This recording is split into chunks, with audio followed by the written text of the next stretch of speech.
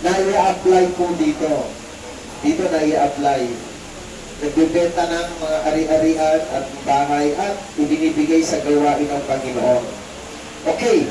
Ngayon, si Bernabe, ang pangalan niya dati ay Jose. At binansagan si Jose na ang pangalan Bernabe. At ano ibig sabihin ng Bernabe? Anak ng pagpapalakas ng loob o son of encouragement.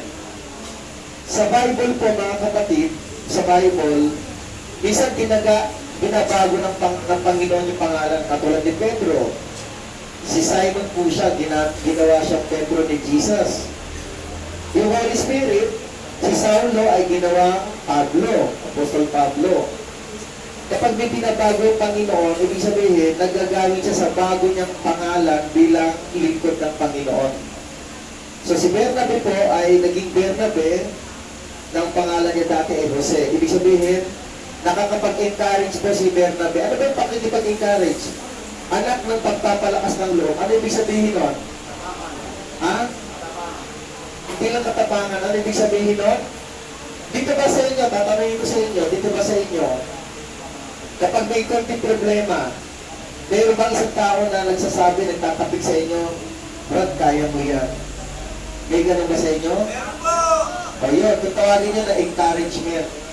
In-encourage mo, kung kaibigan mo, kasama mo, katabi mo sa pagtulog, hindi mo siya sinisiraan ng loob. Yun ang ibig sabihin nun, ha? Son of encouragement. Mga kapatid, yun ang positive na gawain na dapat ginagawa natin. Ano ang negative? Ano yung negative na hindi dapat ginagawa? Yung kapag may problema, may bumubuyo. May bumubuyo kapag may problema, yun ay bulong ni Satan. Kapag ang isang tao po ay binubulungan na, sige, gumanti ka, yan, si Satan po yan. Sige, huwag mong pansinin. Sige, huwag mong batiin. Sige, huwag ka makipagkasunto. That's Satan. Amen? Amen! Pero kapag ang isang tao, Brad, pasensya ka na, laksa mo loob mo, makakalaya ka rin dito. That's the good will of God. Amen? Amen! Yan ay salita ng Panginoon. Ganun din po dito, mga kapatid. Yan ay encouragement words galing sa Panginoon. Kapag ang tao po ay nagpapalakas ng loob sa kanyang kapwa. Tinutulungan. Kapag walang dalaw, pag may dalaw siya, may baon siya, mayroong dalaw, may pagkain, binibigyan niya yung iba. That's encouragement. Nagpapalakas ng loob yan sa inyong kapwa. Tama ba? Amen! Amen? Amen! Dapat hindi kayo nagsisiraan. Dapat nagkakaisa kayo. Nagpapalakasan kayo ng kalooban. Nagpapalakasan kayo ng puso, ng kaisipan. Hindi dapat nagpapataasan. Mga kapatid, dito, itong rehas na ito ay ginagamit ng Panginoon para tayo ay tulungan mag-isip-isip. Ang rehas na ito ginagamit ng Panginoon para tayo ay tulungan makakilala kay Kristo upang tayo mabago. Kaya kung lalayan tayo, hindi tayo nagbago, baka mas masahol pa ang mangyari sa susunod. Amen? Amen! Sapagkat ang Panginoon, hindi tayo pababayaan, ngunit kung tayo ay magpapatuloy sa kasalanan, baka tayo po ay mapahamak, mga kapatid. Baka tayo po ay mapahamak.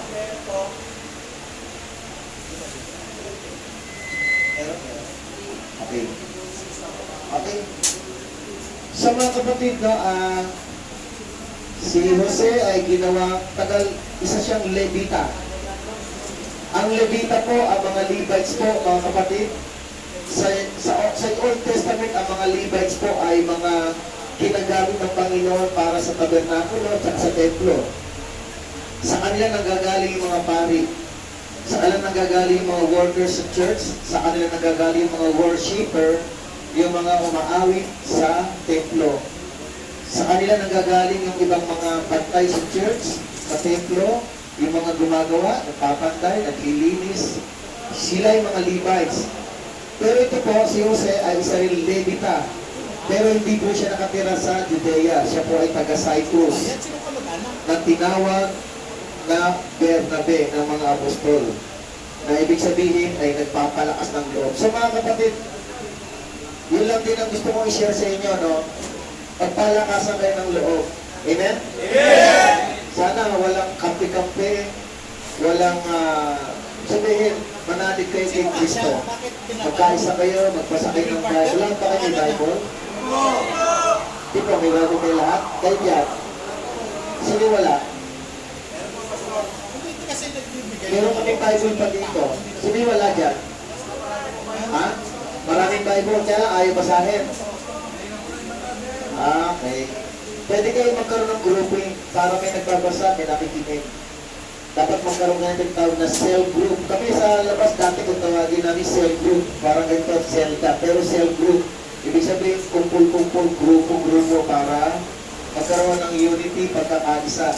Hindi pagkakaisa para sa anumang bagay, para kay Kristo lang. Amen?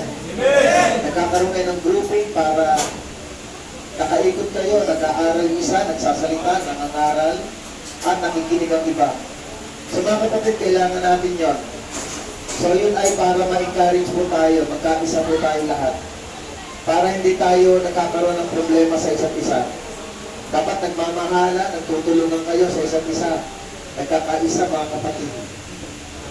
Hindi nagkakaroon ng sakitan, ng kalooban, sama ng loob. Pagdating nyo sa labas, kayo may mga magkakaibigan, baka maging magkumpara pa kayo. Very close kayo sa isa't isa dahil, di ba? Yung iba nga sa pila lang sa sasakyan, nagiging magkaibigan. Di ba? Pag pumipila tayo dati sa Montalban, mga sakayan sa Cubao, ang hirap sa pumila.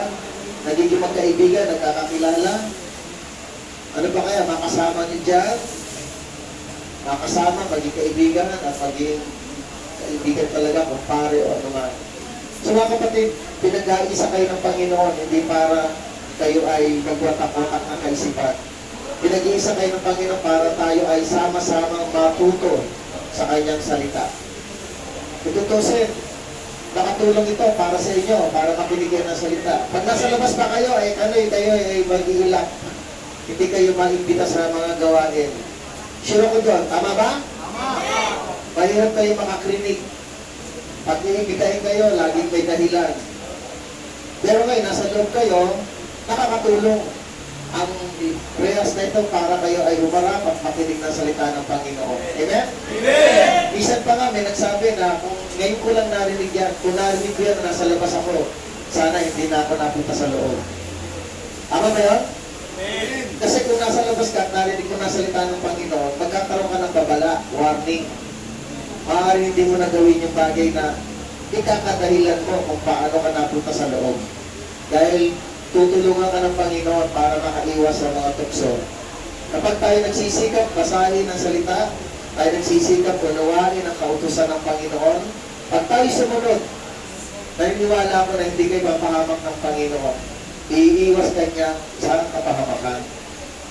Kaya, may mga nagsisisi na nahuli sana nung ko pa nabasa ang salita, sana nung ko pa narinig ang salita. Ngunit hindi pa rin naman tapos ang buhay. Pwede pa tayong bumangon, lumakad, pagsikap sa panibagong buhay na hinangalok ni Kristo. Wala pong imposible sa ating Panginoon. Amen po ba? Amen! Kaya mga kapatid, magtiwala lang kayo. Sikapin ninyo, kung malabo mata ninyo, pabasa ninyo. Okay, manghirap kayo ng salamin. Yung iba nga, may mga nauna pa sa inyo, malalabo ang mata, pero nagsisikap para tigang salita ng Panginoon. Nagsisikap. So sikapin ninyo. Nasa sa inyo po yan. Ako, tagapagpaalala lang ako, mga kapatid. Magawa niyo yan o hindi. Pagdating ng paghuhukom, wala na po akong pakialam doon. Ang Panginoon na maghuhukom sa atin. Amen? Amen! Ako ay nandito para ay magpaalala lang na tayo ay dapat lumapit sa Panginoon. Lumuhod sa Panginoon, magpakumbaba sa Panginoon. Basahin ko lang yung Mateo 11. Ito po ang sabi ni Jesus, mga kapatid, Mateo 11, verse 28 or 27, sabi ni Jesus, ibinigay na sa akin ng aking Ama ang lahat ng bagay. Sabi ni Jesus, walang nakakakilala sa anak, kundi ang Ama. At walang nakakakilala sa Ama, kundi ang anak. At ang mga pinili ng anak na pagpapahayagan niya. Mga kapatid, si Kristo po ay naniniwala kayo galing sa langit? Ha? Tingin po dito, si Kristo po naniniwala kayo galing sa langit, mga kapatid? Galing siya sa langit, bumaba siya sa lupa, so siya nakakakilala sa Ama na nasa langit. Siya nakakakilala sa Ama na nasa langit. Ngayon, ipakikilala raw ni Kristo ang Ama na nasa langit dito sa lupa. Dito niya pakikilala ang Ama sa langit. Kaya ngayon, ang imbitasyon ng Panginoon, ito ang imbitasyon ni Jesus. Lumapit kayo sa akin, kayong lahat na nahihirapan at lubhang nabibigatan sa inyong pasanin, at kayo bibigyan ko ng kapahingahan. Pasanin ninyo ang aking pamatok at matuto kayo sa akin sapagkat ako'y maamo at may mababang loob. Makakatagpo kayo sa akin ng kapahingahan sapagkat madaling-dalhin ang aking pamatok at magaan ang pasaning ibibigay ko sa inyo. Mga kapatid, ang Panginoong Yesus ay nagtuturo, lumapit kayo sa akin kayong lahat na nahihirapan at lubhang nabibigatan. Ibig sabihin, pagpapahingahin kayo ng Panginoon. Pasanin ninyo ang ipamatok at matuto. Ipamatok, yun yung aral. Yun yung authority ng Panginoon upang magturo sa atin. Upang tayo'y matuto sa Kanya. Sabi ni Jesus, sapagkat ako'y maamo at may mababang loob. Very humble ang Panginoon. May humility siya. Mababang loob, ibig sabihin, bumaba siya bilang Diyos. Siya po ay Diyos, mga kapatid, nagkatawang tao lang. Pinubad niya ang kanyang larawan bilang Diyos at nagkatawang tao. Philippians chapter 2, verse 5 hanggang 8, mga kapatid. Ngayon, mga kapatid, siya ay nagturo sa tao dito sa lupa. Kaya siya mababang loob kasi nga, anak siya ng Diyos, pero pinili niya magturo sa tao. Nagpakababa siya, mga kapatid. So sayang naman, kung hindi natin matatagpuan ng Panginoong Yesus. 2,000 years ago, bumaba siya, nagkatawang tao para mag-aral ng salita. Ngayon, palalagpasin pa ba natin ito? Ilang taon lang ba tayo mananatili sa mundo? 70 years old? 80 years old? Tapos lalagpas yung salita ni Jesus? Hindi natin mamamalayan? Baka pagdating ng paghuhukom, wala tayong aabot ng kaligtasan. Impyerno tayo pag tayo ay nagpapaya sa ating mga mapapakinggang salita ni Jesus. Ang salita ni Kristo ay nagliligtas. Ngayon kung ito ay hindi natin papansinin at hindi natin ito bibigyan ng pagpapahalaga, baka kaluluwa natin na mapahamak. Amen? Amen! Tandaan natin, lahat po tayo hahatulan ng Panginoon. Alam ng Lord ang ginagawa natin, lihim man o hindi. Sapagkat wala nakakaligtas sa paningin ng Panginoon. Lahat tayo ay hubad sa Kanyang paningin. Lahat tayo lantad sa paningin ng Diyos. Wala tayong sikreto sa paningin ng Diyos. Nakikita niya tayo. Ang isip natin, alam niya. Ang puso natin, alam niya. Kaya kung masama ang hangarin natin, tayo'y mananagot sa Panginoon. At po natin, wala tayong may kukupli sa mata ng Panginoon. Amen, naman? Amen! So ngayon, mga kapatid, tulungan natin sarili natin. Pagsikapan natin matagpuan si Jesus. Kahit po kayo nasa loob, meron namang Biblia na maaaring mabasa, mapakinggan. Pagsikapan ninyo, magkaroon kayo ng grupo na magkakaroon ng isang tao o makikinig, magsasalita para pakinggan yung aral ng Panginoon. Amen ba? Amen! Sino po may sakit dito para ipanalangin natin? Si Kristo po magpapagaling. Sino may sakit? Brad, ano sakit mo? Diabetes? Nag-iisuling ka na? Ngayon, nag-iisuling ka dito? Sino po? Nag-iisuling na kayo? Hindi pa naman. Maintenance lang. Kayo? Ano ba? Arthritis. Pero mga kapatid, sa pagkain kasi nanggagaling yan, kapag kayo ay makulang sa tubig, malakas, matapang yung sugar na pumapasok sa katawan ninyo, tapos kulang kayo sa tubig, so nagiging matapang yung sugar na halo sa dugo. Pero kung marami kayong tubig uminom, nagiging malabnaw yung sugar. Hindi masyadong nakaka-apekto. Kung kulang sa tubig talaga, kahit yung sugar, kahit yung alat, magiging matapang yan sa dugo natin. Pero kung marami kayong tubig sa katawan, lumalabnaw po ang mga bagay na yan. Kaya tubig lang din po ang aking may advice. At mananalangin tayo sa Panginoon ngayon. Tandaan natin si Kristo pa rin ang may kapasyahan sa kagalingan natin. Basta mahalaga, magtubig kayo na magtubig. Mag-reduce kayo sa mga pagkain pinagpapawal. Makakatulong yan sa inyo. Sapagkat ang Panginoon ay tutulong din sa inyo para hindi kayo lumala sa sakit ninyo.